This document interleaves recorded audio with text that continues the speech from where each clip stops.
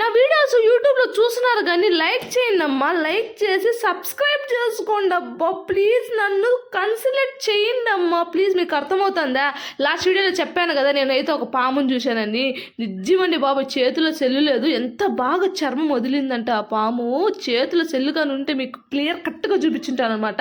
అట్టనే మనం వదులుతాము, వదలం, దాన్ని అయితే పట్టుకొని అయితే చేతితో పట్టుకొని అయితే మీకు చూపిస్తాను అనమాట. చర్మం చూడండి, నాకైతే ఒళ్ళు జలపిచ్చింది, అయినా కూడా పట్టుకొని మరీ డేరింగ్ డాషింగ్ అయితే చేశాను అనమాట. లాస్ట్ వీడియోలో చెప్పిన ఈ ఏం కాయలరా బాబోయ్ మీరు కామెంట్లో పెట్టండి అంటే ఒక్కరు కూడా పెట్టలేదనమాట. సరే ఇంకా ఈ అన్న అయితే చెట్టు ఎక్కలేడని చెప్పి అన్న కట్టితో ఇట్ట అంటా ఉంటే మేము ఏరుకున్నాము. అబ్బా, ఏరుకునే పోటీలో పెడితే మేమే ఫస్ట్ వస్తామేమో, అంత బాగా అయితే ఏరుకున్నాం అనమాట, ఒక్కరికి మించిన ఒక్కరు అనమాట. సరే ఇదంతా పక్కన పెట్టేసి అయితే ఇంకా అంతా అయిపోయిన తర్వాత అయితే మేము పనసకాయ తోటకి వెళ్ళాం అనమాట. ఏది వదలం మనం, అన్నీ సమకూర్చేస్తాం అనమాట. సరే ఇంక అట్టా పోయి పనసకాయ తోటకి పోయి పనసకాయ అయితే కోసుకునేసిన తర్వాత ఈ అబ్బాయి నిజంగా థ్యాంక్ యూ రితేష్, నీ వల్ల అయితే నాకు మంచి ఐడియా ఇచ్చినాం అనమాట. మా అమ్మ దగ్గర తిట్లు తప్పినాయి. ఇంకా మా వదిన వ్యూ బాగుండదని చెప్పి ఆమె అయితే హెచ్చు ఫోటోలు దిగింది, మనకు ఒక హెచ్చు ఫోటో అయితే తీసిందనమాట. ఇంకా అటు నుంచి అయితే మనం రిటర్న్ అయిపోయినాం అనమాట. రిటర్న్ అయిపోయిన తర్వాత ఆ కాయలు ఏం చేసాం అనేది నెక్స్ట్ వీడియోలో వస్తుంది.